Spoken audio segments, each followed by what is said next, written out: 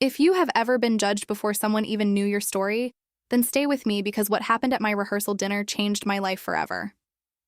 The night before my wedding, my future mother-in-law slid a legal document across the table in front of 60 guests, smiled like she had already won, and called me a gold digger who brought nothing to her family. Everyone watched as I picked up the pen, convinced I would either sign or embarrass myself. What none of them knew was that I had brought my own folder, and before that dinner ended, the people judging me would discover they had been completely wrong. My name is Brooke Carter, and I built a successful landscaping and snow removal company from a single-use truck. 12 years later, I owned dozens of trucks, employed nearly 100 people, and managed contracts across several counties.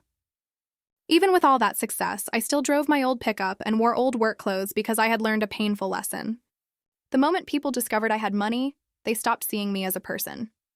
My grandmother taught me that real worth came from honest work, not appearances. Before she passed away, she left me only one thing: her worn leather work gloves. I carried them everywhere because they reminded me that everything I owned had been earned, never inherited. I met Daniel Prescott during a snowstorm outside a high school where my company cleared the parking lots. He was a history teacher helping shovel sidewalks before his students arrived. We spent 20 minutes talking about books and life, and not once did he ask how much money I made. It was the first time in years I felt appreciated for who I was instead of what I owned. Later, I discovered he belonged to one of the oldest families in town. I believed it would not matter because he seemed nothing like them. His family quickly proved me wrong. His mother, Eleanor, judged me the moment we met. His sister, Claire, questioned my background, my family, and my business like she was investigating a suspect. They assumed I was a struggling landscaper with an old truck, and I never corrected them. After Daniel proposed, Eleanor took control of our wedding and treated every decision as if it belonged to her. Daniel kept asking me to stay patient because that was how he had survived his family for years. I wanted him to defend me, but he always chose peace instead. Everything changed when I accidentally walked into Eleanor's private study. Expensive paintings were gone, leaving faded outlines on the walls. Bills stamped past due sat beside auction papers. In that moment, I realized the Prescott family was not protecting a fortune. They were protecting the illusion that one still existed. Suddenly, every insult made sense.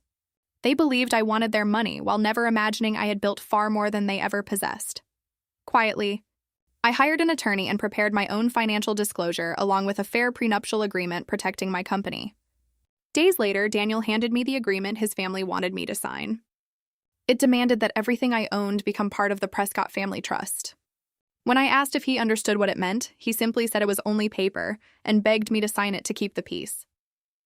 That hurt more than anything his family had ever done, because the man I loved was asking me to sacrifice everything I had built just to make his mother comfortable. The rehearsal dinner unfolded exactly as I expected.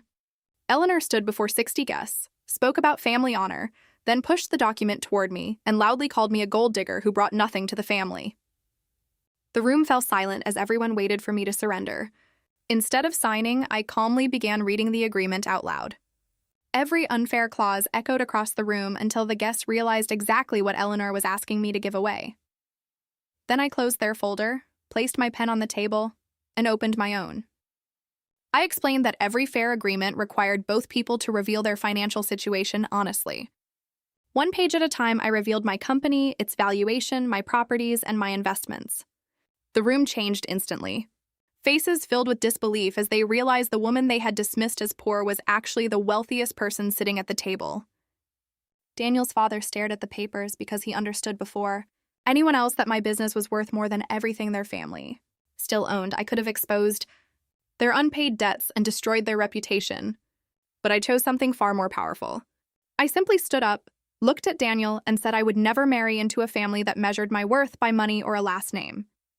If he wanted to marry me, we could do it at the courthouse with nothing exchanged except our promises.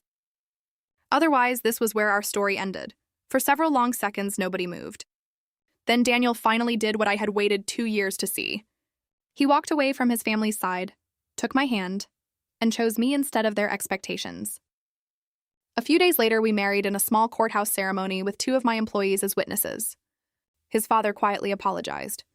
His mother never came, and for the first time, I realized I did not need her approval to feel complete. Today, my grandmother's old leather work gloves hang framed in my office where the morning sunlight reaches them first. Every time I look at them, I remember the greatest lesson she ever taught me.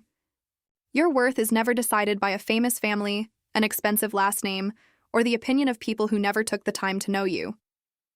It is built with your own hands, protected by your own courage, and no one has the right to tell you that you bring nothing to the table when you built the table yourself.